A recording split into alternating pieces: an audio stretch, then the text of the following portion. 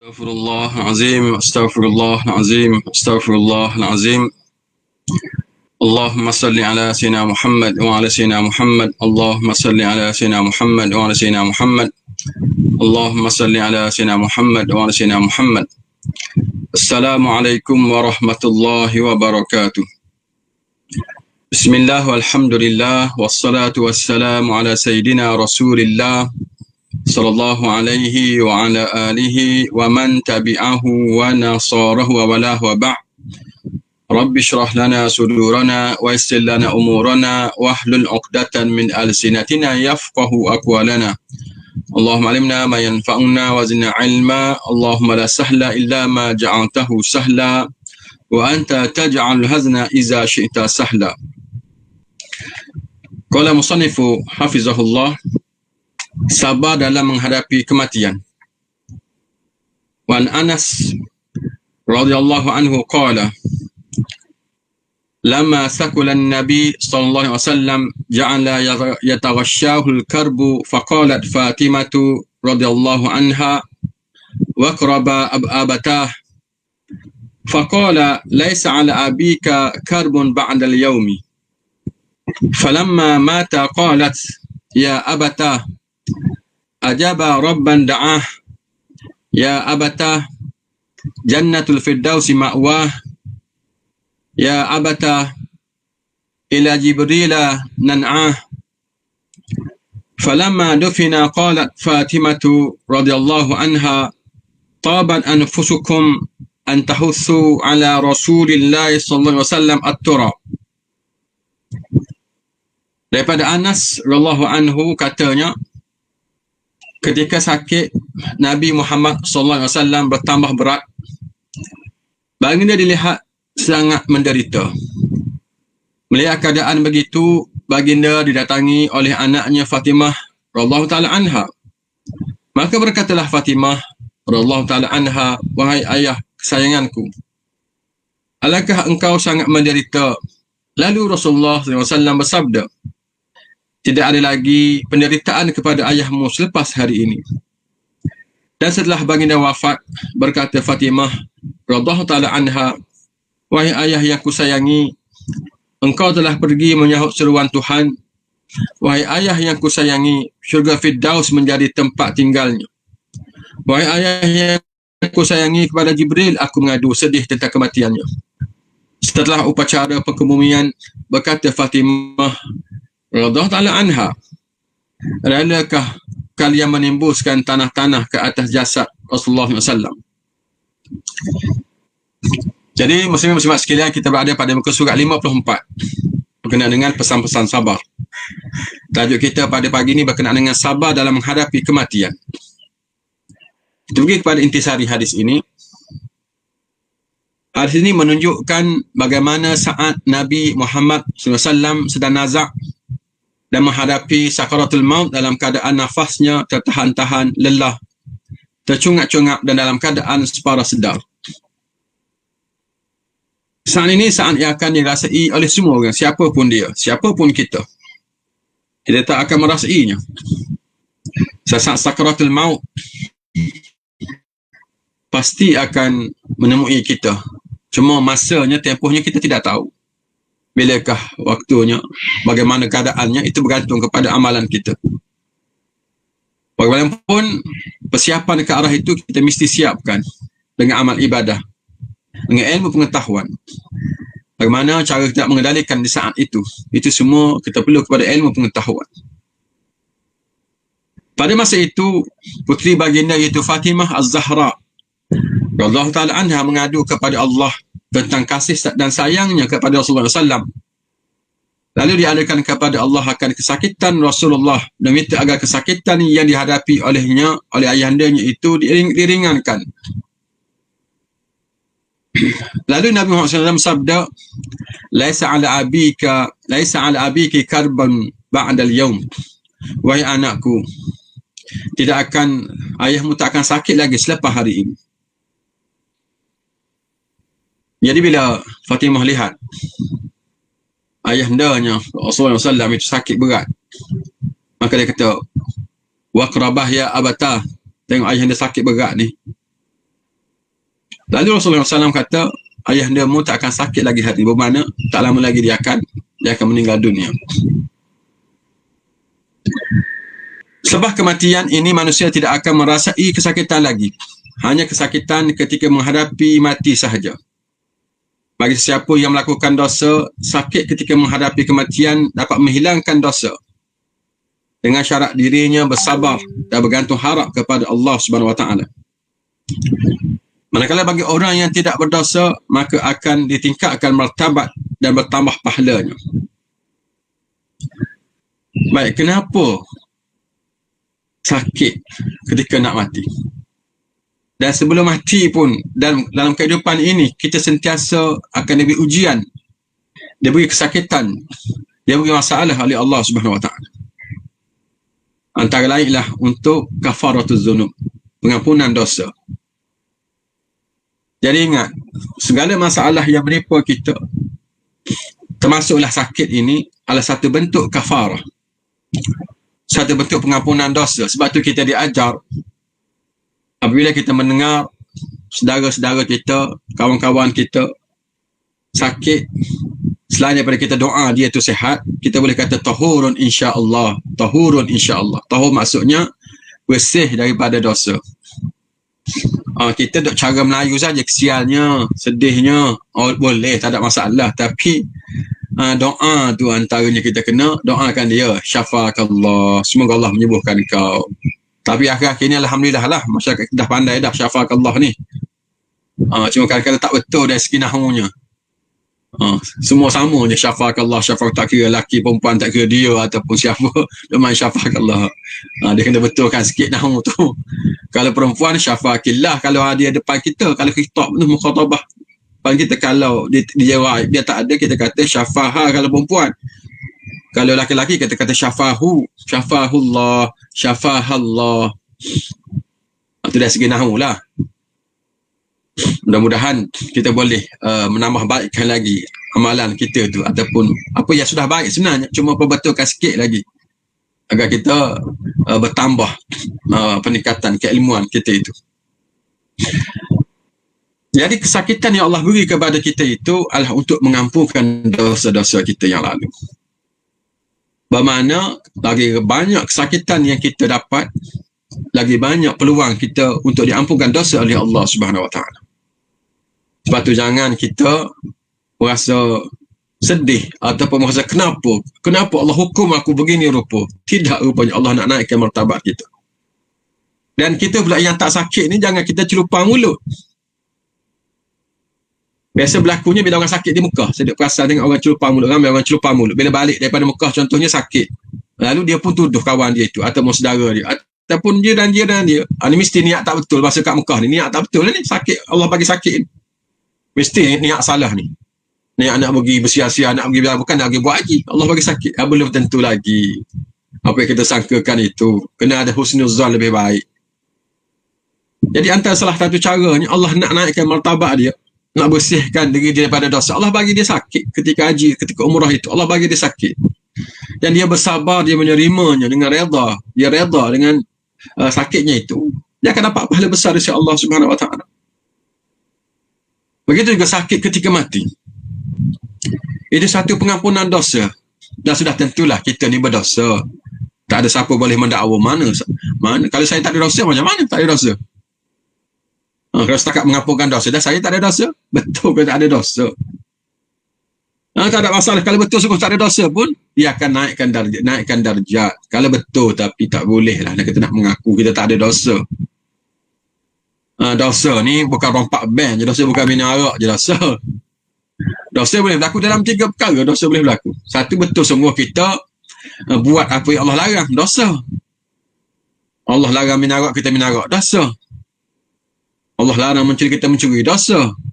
Itu dipanggil buat apa yang Tuhan larang, dosa. Satu lagi dosa, tinggalkan apa yang Allah suruh. Bukan banyak apa yang Allah suruh. Bukan setakat sembahyang je.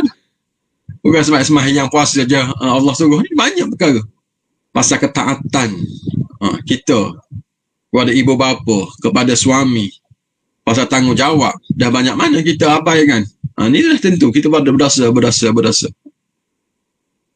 Satu lagi, apa yang Allah suruh itu kita tak buat dengan sebaik mungkin, dosa juga. Kita buat dengan tidak sebaik-baiknya, itu satu banyak kekurangan kita lakukan, itu satu dosa juga. Jadi macam mana boleh orang kata dia tidak berdosa? Jadi anda kata tak ada dosa sungguh pun, Allah bagi kesakitan itu untuk meningkatkan martabat kita, untuk menaikkan martabat kita lagi.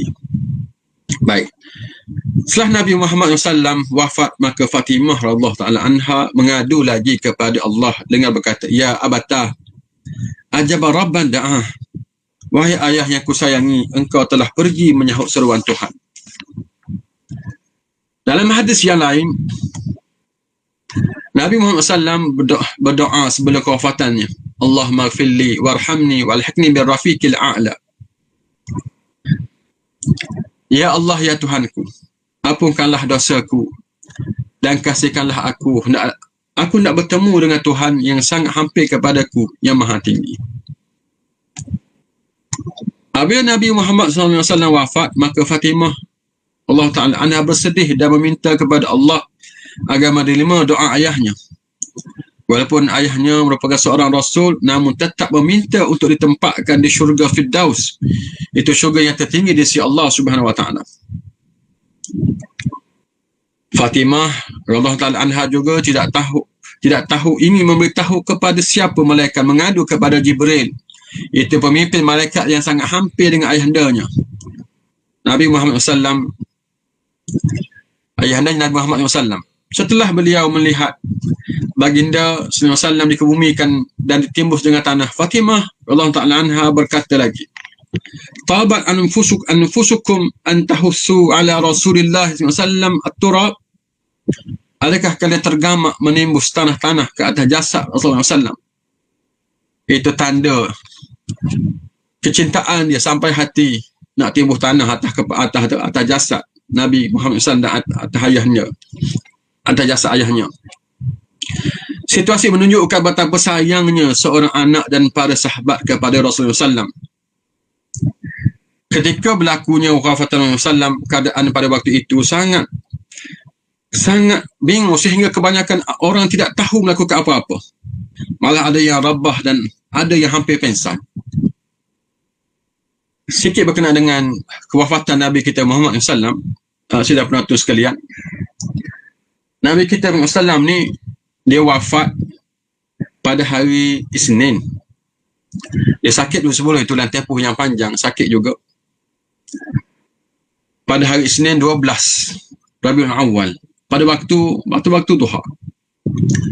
Dia bermula pada waktu pagi itu. Dalam siri Rasulullah sakit ni, dia 3 hari terakhir itu yang sakit beratnya, 3 hari terakhir. Dan Nabi sendiri telah merintahkan Abu Bakar untuk mengganti baginda SAW, antaranya menjadi imam. Jadi pada pagi subuh itu, ketika sahabat-sahabat ketika nak sembahyang subuh dah ni, Abu Bakar pun duduk depan dah nak sembahyang. Tiba-tiba Nabi ni dia sihat sikit pada pagi tu. Dia dah boleh bangun. Jadi dia selak tirai dia tu, dia sebelah masjid dengan rumah dia tu sebelah aja. Dia pun selak tirai tu, menampakkan dirinya, dia melihat sahabat-sahabatnya tengah nak sembahyang. Jadi sahabat-sahabat pun terkejutlah. Rasulullah dah sihat, Rasulullah dah sembuh daripada penyakit. Sehingga Abu Bakar sendiri pun dia agak berundur ke belakang. Ingatkan Rasulullah nak keluar nak jadi imam. Jadi Abu Bakar bersedia untuk jadi makmum lah. Tapi Rasulullah isyaratkan supaya teruskan sembahyang. Cuma Rasulullah nak lihat sahabat-sahabatnya. Dan Rasulullah senyum. Jadi senyum-senyum itu ada makna. Seolah-olah Nabi kita Muhammad SAW dia nak lihat sahabat-sahabat buat kali terakhir. Dia pandang sahabat-sahabatnya dan dia senyum. Mana tak tahulah satu persatu ke macam mana, tapi digambarkan itulah dia. Nabi senyum melihat sahabat-sahabatnya. Itu senyum perpisahan. Tapi sahabat-sahabat tidak tahu. Setelah selesai sembahyang subuh itu, dan Nabi selepas itu pun Nabi tutup tidak, Nabi balik, Nabi berbaring semula, berehat semula lah. Dan tempoh itu Abu Bakar selesai sembahyang dan sahabat-sahabat yang lain terus bersurai. Dan mereka tak pergi ziarah pagi itu. Abu Bakar sendiri pun tak apalah, nampaknya Rasulullah semakin sihat. Jadi kalau nak meninggal pun lain kali lah, bukan hari ini, bukan hari ini. Dan mereka pergi buat kerja masing-masing. Tapi yang berlaku sebaliknya pada pagi itu. Nabi masuk dalam rumah dia. Mana bersama dengan Aisyah. Bersama dengan Aisyah yang ada dalam rumahnya itu. Bersandar dekat Aisyah ataupun duduk bersama Aisyah. Pada pagi itu masuklah antaranya Fatimah yang diceritakan di sini. Fatimah masuk anaknya. Fatimah masuk awal-awal lagi dah. Biasanya dia masuk, dia bagi salam ni, ayah dia sambut salamnya, lepas tu tarik Fatimah tu duduk sebelah dia, tapi kali ni tak ada orang sambut dia. Dia bagi salam, jawabnya tapi tak ada orang sambut. Yang adanya ayah yang terbujur ataupun terbaring di pembaringan. Tapi dia pergi. Bila dia tu, dia kata tu, ya abatah waqrabah ya abatah, nampak ayah anda sakit ni. Ayah anda sakit berat ni. Maka Nabi pun kata ayah anda tak akan sakit lagi selepas ini. Tak akan sakit lagi selepas ini. Ini kali terakhir ayah anda akan sakit. Itu yang dia sedih. Sedih dia. Dan berlakulah apa yang Nabi ceritakan kepada dua perkara tu kan. Kali pertama dia menangis. Dia bisikkan sesuatu kat telinga anaknya. Kali kedua dia bergembira. Aisyah tengok peristiwa itu, Aisyah tidak tahu apa benda. Selepas itu baru Aisyah tanya, kenapa Fatimah kali pertama menangis, kali kedua dia bergembira? Rupanya Nabi ceritakan pada dia, Rasulullah ni akan pergi, sebab tu dia menangis sedih, dia sayang kepada ayahandanya. Dia bergembira pula, Rasulullah berbisik selepas Rasulullah wafat ni, orang yang pertama yang akan menyusul selepas dia, Fatimah lah. Menyusul sungguh, 6 bulan selepas itu Fatimah meninggal dunia juga. Apa yang berlaku lagi selepas itu, masuklah Abu Rahman bin Abi Bakar. Nabi sebenarnya tak izinkan orang masuk dah, tapi ada juga yang masuk. Mungkin dengan izinnya ataupun dengan entah macam mana, masuklah Abu Rahman Abu Bakar. Masuk dia ni, dia ada gigi di mulut dia tu ada siwak. Dan Nabi tengok, Nabi renung pada wajah Abu Rahman bin Abi Bakar.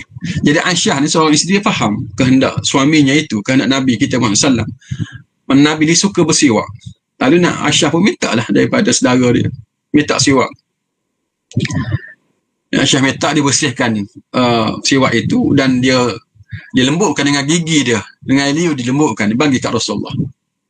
Rasulullah pun bersiwaklah pada hari itu dengan penuh tenang, dengan penuh seronoknya, menghayatinya siwak. Seronok semua, Aisyah kata. Yang antara kebanggaan Aisyahnya pada hari wafatnya Rasulullah SAW, air liu dia bercampur dengan air liu Nabi, dia kata. Agak antara kebanggaan daripada mana? Daripada siwak tu lah.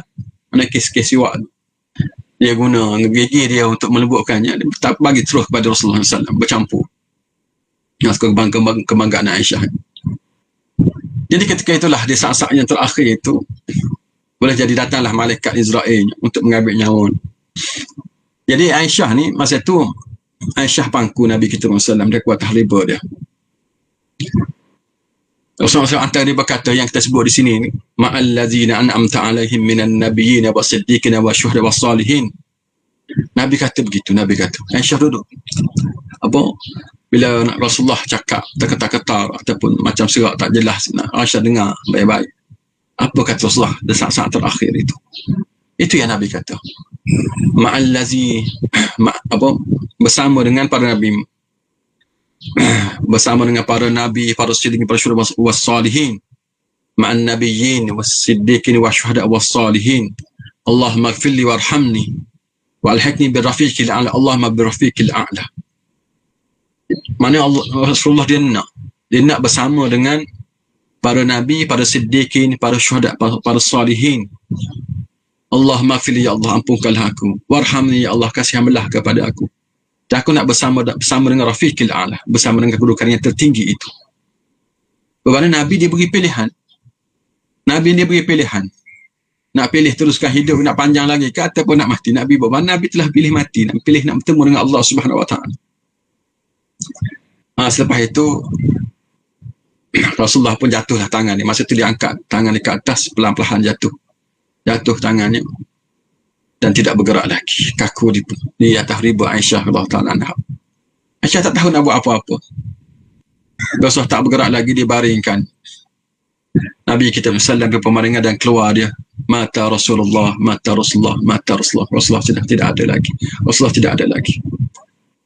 Jadi sahabat-sahabat semua terkejutnya, tak tahu nak buat apa. Itu sebutkan di sini, tak tahu nak buat apa.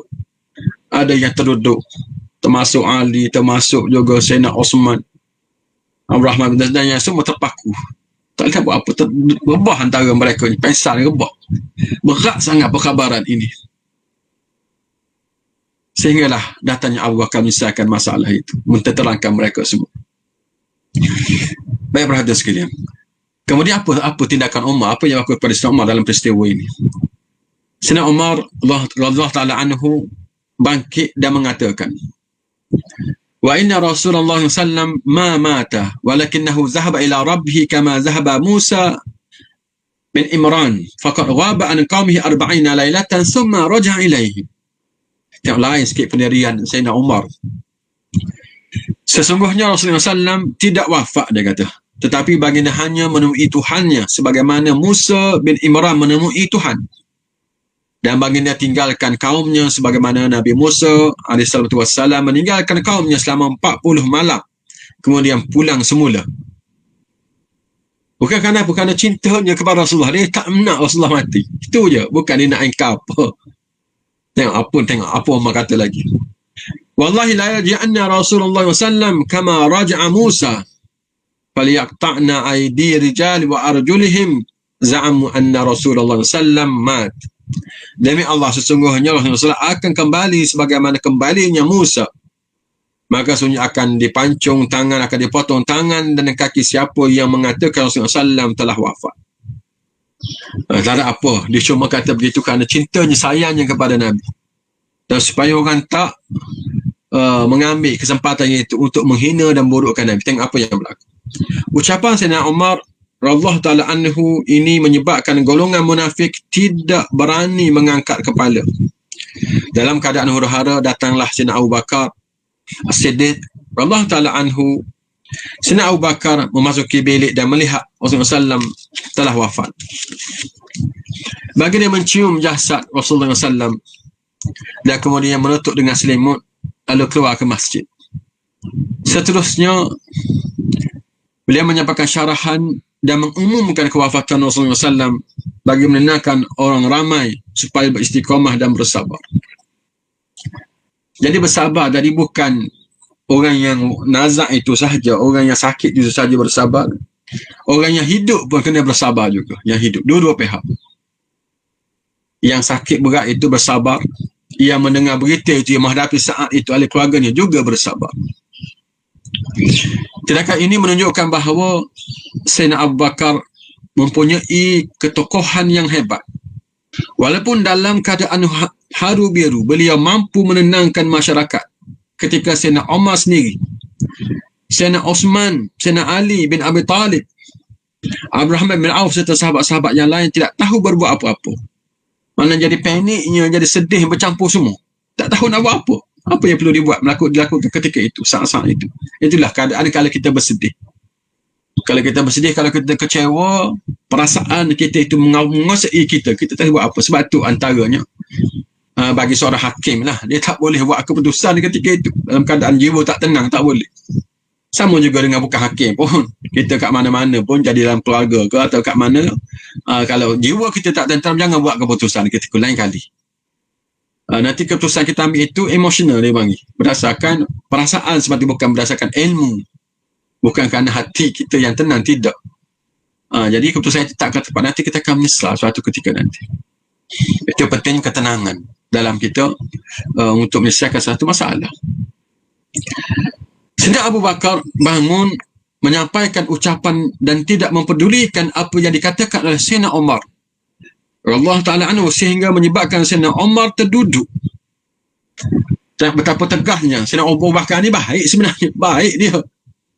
Seorang yang lemah lembut dia, okey dia. Tapi bila ketegasan ditunjukkan itu, Umar pun terduduk kali ini. Umar pun terduduk. Sayyidina Abu Bakar menyampaikan ucapannya. Tengok apa yang dia kata. Ala man kana ya'budu Muhammadan fa inna Muhammadan qad mat. Wa man kana ya'budu Allah fa inna Allah hayyun la yamut. Wa qala wa ma Muhammadun illa rasulun qad khalat min qablihi ar-rusul. Afa in mata aw qutila anqalabtum ala aqabikum. Wa man yanqalib ala akibaihi falan yadurrallaha syai'a wa sayajzillahu syakirin. Sesungguhnya sesiapa yang menyembah Muhammad, sebenarnya Muhammad telah mati. Siapa sembah Muhammad, Muhammad dah mati. Muhammad sudah tidak ada lagi. Sebenarnya sudah mati. Dan sesiapa yang menyembah Allah, ketahuilah sebenarnya Allah itu maha hidup selama-lamanya. Allah sekali-kali dia tidak akan mati. Sayyidina Abu Bakar menyatakan firman Allah Subhanahu wa taala, itu ayat ke-144 dalam surah Al-Imran. Dan tiadalah Muhammad itu melainkan seorang rasul. Telah berlalu sebelumnya rasul-rasul yang telah mati.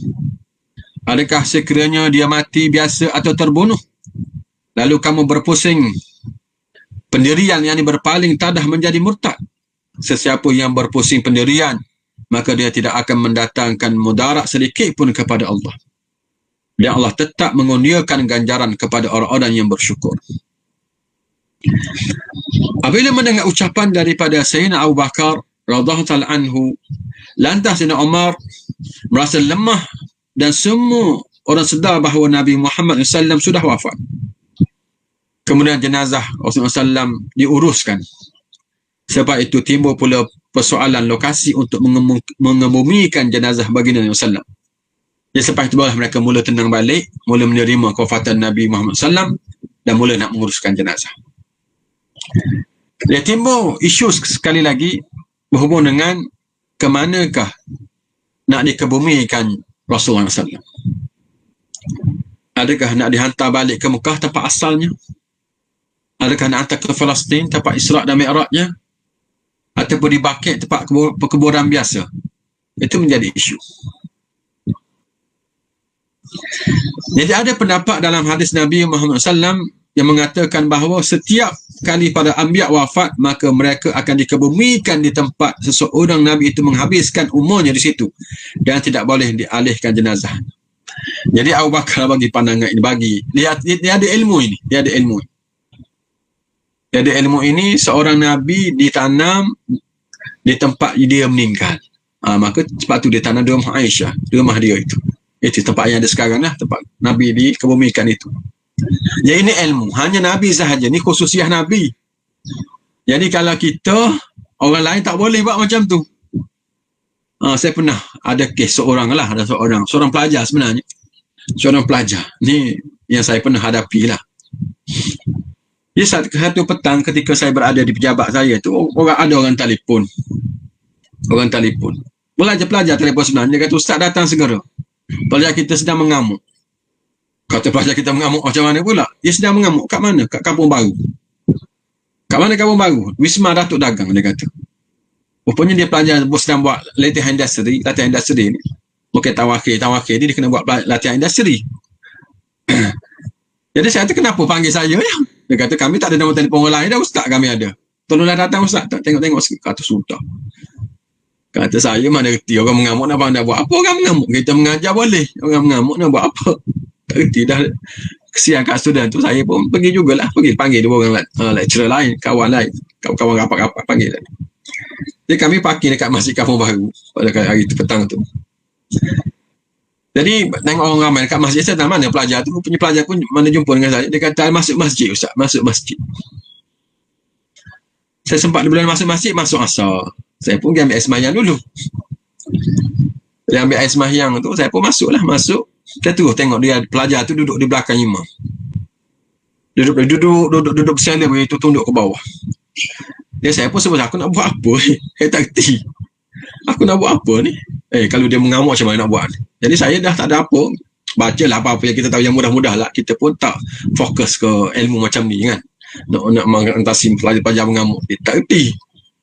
Tapi adalah dengar-dengar sikit sebanyak ayat-ayat yang kita ada yang mudah-mudah, yang simple-simple. Saya baca yang tu je lah sebagai pendinding dirinya. Baca ayat kursi, baca 3 kul ke lillahi ma fis samawati, yang tu yang biasa-biasa ni saya baca lah sebagai pendinding diri buat masa tu.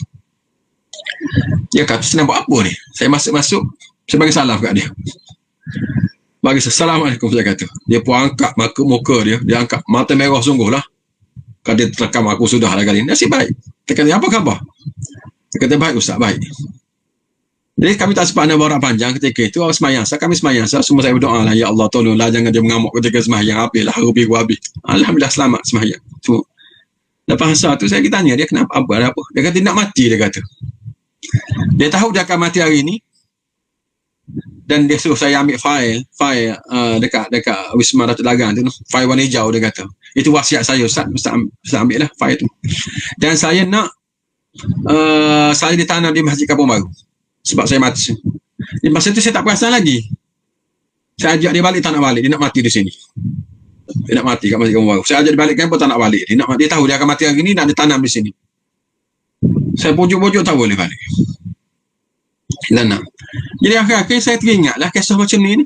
Saya tanya dia, kenapa nak tanam kat sini? Kata nak tiru Nabi. Dia kata nak tiru Nabi. Masa tu lah hari dia bagi saya mari idea apa yang kita nak bahas ni. Dia kata nak tiru Nabi. Masa tu saya tak boleh, saya marah dah. Kata tu, kamu ni baik tapi dibeli oleh iblis, tak tahu apa, jahil. Saya kata, saya marah dah dia. Marah lagi Ustaz, marah lah tak apa. Bukan aku nak memang nak marah kau. Kalau mati cara ni, mati tak baik. Saya kata ni, mati apa menyusahkan orang sampai aku tak boleh buat kerja. Kata terpaksa kena uruh kamu datang sini. Ni bukan mati baik, mati menyusahkan orang. Macam kau duk mengamuk, mati baik apa, nak ikut sunnah Nabi kau ni. Saya memang bebel, marah dia. Saya pun kata, kamu tahu tak apa yang Nabi buat ni, dia ada beberapa perkara yang khususiah dia, kita tak boleh ikut. Lepas tu kena ada ilmu, kita tak boleh ikut dia. Macam contohnya isteri dia banyak, mana boleh. Macam Nabi berpuasa tanpa berbuka, wisal dia panggil, mana boleh. Kita haram, tak boleh. Dan antaranya pasal kematian, nak tanam kat mana. Jadi para sahabat sendiri bila Rasulullah wafat ni, masing-masing kat mana Nabi, nak kebumikan di mana? Mekah ke? Baqi' ke? Di Palestin ke? Cuma Abu Bakar ingat hadis Nabi, bila Nabi ni meninggal, dia kena tanam tempat dia. Jadi apa istimewa kau ni? Siapa? Nak tanam kamu habis orang tak semai, ada kupung kau kat sini. Siapa dia kau? Mai balik. Akhirnya dia balik. Baliklah dia. Balik. Lepas tu hari Jumaat depan jumpa. Saya tak kata, akan saya tanya dia, hari Jumaat tu jumpa. Tak mati-mati lagi. Saya tak kata apa ketika tu. Sihat, Alhamdulillah lah, sihat. Tapi saya kata sungguh bila jumpa di dekat Bangi, jumpa dengan dia, masa tu saya kata kat dia balik. Saya kata, engkau kan yang nak mati, tak mati-mati sampai sekarang. Allah, Ustaz tu peristiwa lampau, peristiwa lalu. Tak apalah peristiwa lampau pun. Tengok tak mati-mati sampai sekarang. Itu pengalaman saya dengan kisah orang yang macam mana kita ni boleh dibelik oleh iblis kalau kita tidak tahu. Jadi ni khususiah Nabi. Nabi ditanam tempat dia meninggal. Baik. Maka jenazah Nabi kita Muhammad SAW ditanam di dalam rumahnya dan tidak boleh dialihkan ke tempat lain. Itu ialah adab terhadap para anbiya yang telah wafat. Jasad baginda SAW akan disembahyangkan dan dimandikan seperti orang biasa, termasuklah dikafankan. Tiada orang yang menjadi imam solat jenazah dan masing-masing mendirikan secara berasingan. Solat jenazah dimulakan oleh ahli keluarganya, diikuti sahabat-sahabat daripada kalangan muhajirin, ansar, kanak-kanak dan perempuan secara bergilir-gilir. Tiada solat jenazah secara berjemaah dilakukan. Seterusnya upacara pengebumian jasad Nabi SAW.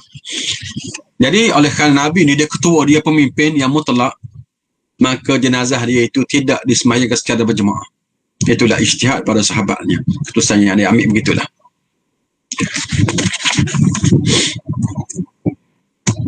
Suasana di Mekah pada masa itu berada dalam keadaan huru-hara.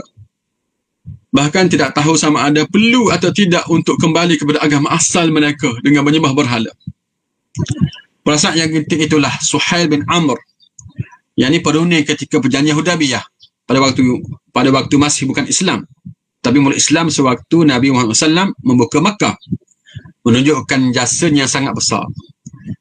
Setelah Rasulullah SAW wafat, mana berlaku tindakan-tindakan murtad, mana orang Islam yang ada sekitar di tanah Arab itu, di Mekah ataupun di sekitar Madinah, di luar kawasan Madinah, ada percubaan untuk murtad. Sebab mereka dah ingatkan taat kepada Nabi di masa Rasulullah SAW hidup je, bila dah mati tak apalah, boleh kembali balik kepada ajaran asal. Di antaranya mengatasinya ialah Suhail bin Amr.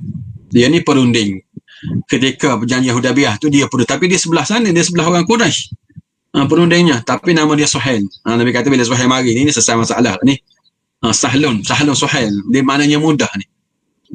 Nama-nama kita ni dia boleh menjadi sebab juga, menjadi sebab kita ni jenis apa. Nama mudah, maka urusannya mudah lah, soalan macam tu lah. Sebab tu kena bagi nama anak-anak kita dengan nama baik-baik. Nama baik-baik. Dia ada kaitan dengan doa kita tu. Tengok maknanya apa. Nak suruh anak kita jadi apa. Pada waktu itu, Gubernur Mekah iaitu Usaid bin Hudair yang baru berusia 20 tahun dan masih muda merasa takut dengan berita bahawa kabilah Arab telah murtad. Lalu Usaid radhiyallahu taala anhu menyembunyikan diri. Suhaib al-Amr naik ke atas pintu Kaabah dan mengumpulkan seluruh penduduk Mekah lalu menyampaikan ucapannya. Tengok ni beraninya kita kena ambil Suhaib al-Amr. Dia kata, ya ahla Makkah, la takunu akhira man aslam wa awwala man irtadda. Wallahi la yatimmanna Allahu hadzal amr kama zakara Rasulullah sallam. Falaqad ra'aituhu qa'iman maqami hadza wahdahu wa huwa yaqul qulu ma la ilaha illallah tarnu lakumul arab wa tuaddi ilaikum al-ajam al-jizyah. Wallahi la tunfiqanna kunuza Kisra wa Qaisar fi sabilillah famin baini mustahzi'in wa musaddiqin fakana ma ra'aitum wallahi lakunanna al-baqi. Wahai penduduk Mekah, dia kata, demi Allah, janganlah kamu menjadi mereka yang terakhir memeluk Islam dan menjadi kelompok yang paling awal keluar daripada Islam. Sesungguhnya dia akan menyempurnakan urusan menegakkan agama ini seperti mana yang pernah disebut oleh Rasulullah SAW. Sesungguhnya aku telah menyaksikan bahawa Rasulullah SAW berdiri di tempat aku berdiri ini dengan keseorangan. Baginda bersabda, ucapkanlah bersamaku kalimah bahawa tiada Tuhan yang sebenar melainkan Allah. Nescaya kamu dapat mengumpulkan bahasa Arab dan memerintah bangsa lain sehingga mereka membayar jizyah kepada kamu. Demi Allah, kamu akan berbelanja dengan harta kerajaan Kisra, yakni Parsi, dan Kaisar, yakni Rom, kerana menegakkan agama Allah. Dikala Rasulullah SAW menyampaikan ucapan itu, ada orang yang mengejek dan ada orang yang percaya. Sebenarnya telah berlaku apa yang kami saksikan, yakni sebahagian daripadanya. Demi Allah, pasti akan berlaku perkara yang berikutnya. Kemudian apabila berlaku isu murtad di Taif, pula bangkit pemimpin dalam kalangan Bani Saqif iaitu Uthman bin Abu Al-As Al-Thaqafi radhiyallahu ta'ala anhu yang dilantik oleh Rasulullah SAW menguruskan wilayah Taif. Beliau telah berjaya meneguhkan keyakinan penduduk Taif yang digugat dengan murtad melalui ucapannya, ya ma'syara Saqif, kuntum akhiran nasi islama fala takun awalan nasi riddatan. Wahai Bani Saqif, yakni penduduk Taif, kamulah orang-orang yang terakhir memeluk Islam, maka janganlah kamu menjadi orang-orang yang pertama murtad keluar daripada agama Allah. Setelah ketua-ketua mereka memberi amaran, maka Mekah dan Taif pun berada dalam keadaan selamat. Jadi dengan ada pihak ataupun orang yang berani berdepan dengan situasi itu dan memberi peringatan kepada kaumnya, maka selamatlah mereka. Tengok berlaku di Oman pula. Kemudian di Oman pula ada seorang pemimpin bernama Al-Jarud bin Al-Mu'alla radhiyallahu ta'ala anhu yang merupakan seorang padri asalnya. Dia pernah bertemu dengan Rasulullah SAW dan baginda juga pernah memuji kebijaksanaan Al-Jarud radhiyallahu ta'ala anhu. Raja Oman dan Raja Bahrain bangkit murtad setelah mereka berkuasa kembali. Lalu Al-Jarud berucap bagi menyamakkan kaumnya di Bahrain, ya ma'syar Abdul Qais, ini sa'ilukum an amrin fa akhbiruni bihi in alimtumuh wa la tujibuni in lam ta'lamuh. Wahai kaum Bani Abdul Qais, aku mahu bertanyakan kepada kamu satu soalan. Jawablah pertanyaanku sekiranya kamu tahu. Kalau tidak tahu jawapannya, maka janganlah kamu menjawabnya. Mereka berkata, tanyalah apa yang kamu nak tanyakan. Qalu sal. Qala ata'lamu annahu kana Allah ata'lamu annahu kana lillah anbiya qabla Muhammad? Jarud berkata, adakah kamu tahu bahawa sebelum Muhammad sudah ada nabi-nabi yang diutuskan oleh Allah? Qalu na'am, mereka kata ya. Qalu ta'lamunahu am tarawnahu? Jarud bertanya lagi, adakah kamu tahu sahaja atau pernah berjumpa dan melihat nabi-nabi itu? Qalu ma ra'aynahum walakin na'lamuhum. Mereka menjawab, kami tidak pernah melihat dan berjumpa mereka, kami cuma tahu sahaja. Qala fama fa'alu. Dia tanya lagi, apa jadi pada mereka? Qalu matu. Mereka mati semua. Lalu dia berkatalah Jarud, qala fa inna Muhammad sallallahu alaihi wasallam mata kama matu wa ana ashhadu an la ilaha illallah wa anna Muhammadan abduhu wa rasuluh. Dan Jarud terus menegaskan maka Muhammad SAW juga telah mati seperti mana mereka juga telah mati. Maka aku percaya bahawa tiada Tuhan yang sebenar melainkan Allah Subhanahu wa ta'ala sahaja. Dan aku percaya Rasulullah SAW, Nabi Muhammad SAW itu hamba Allah dan Rasulnya. Lalu mereka pun kata ramai-ramai, qalu wa nahnu nashhadu an la ilaha illallah wa anna Muhammadan abduhu wa rasuluh wa annaka sayyiduna wa afdaluna. Mereka berkata, kami juga mengaku dan percaya bahawa tiada Tuhan yang sebenar melainkan Allah dan Muhammad ialah hamba Allah dan Rasulnya. Engkaulah sebaik-baik orang yang menjadi pemimpin kami dan ketua yang kami sanjung. Kemudian Al-Jarud bersama pengikutnya diburu oleh Raja Bahrain. Mereka bersembunyi di bukit dan dikepung dalam keadaan kelaparan sehinggalah tentera Islam yang dipimpin oleh Al-Ala bin Al-Hadrami radhiyallahu ta'ala anhu datang menyelamatkan mereka. Begitulah kisah keadaan ketika Nabi Muhammad SAW wafat dalam keadaan huru-hara, dalam keadaan hidup-hidup. Allah Subhanahu wa ta'ala menyelamatkan umat Islam yang sedang berada dalam kesedihan, namun mereka bersabar. Jadi kesimpulan perhatian sekalian daripada hadis ini kita dapat beberapa perkara berikut. Yang pertama, kesakitan yang dialami seseorang ketika sedang menghampiri ajal akan menghapuskan dosa-dosanya. Sekiranya seorang itu tidak mempunyai dosa, maka martabatnya akan ditingkatkan dan pahalanya digandakan. Telah nyatakan tadi, semua itu memberikan pahala kepada kita dan menghapuskan dosa kepada kita dan menaikkan kita darjat setiap masalah, setiap penderitaan yang kita tempuh itu. Jangan berhenti berdoa bagi mencontohi Nabi Muhammad SAW yang tetap berdoa sekalipun sedang berada di amal kewafatan. Doa ni ibadah.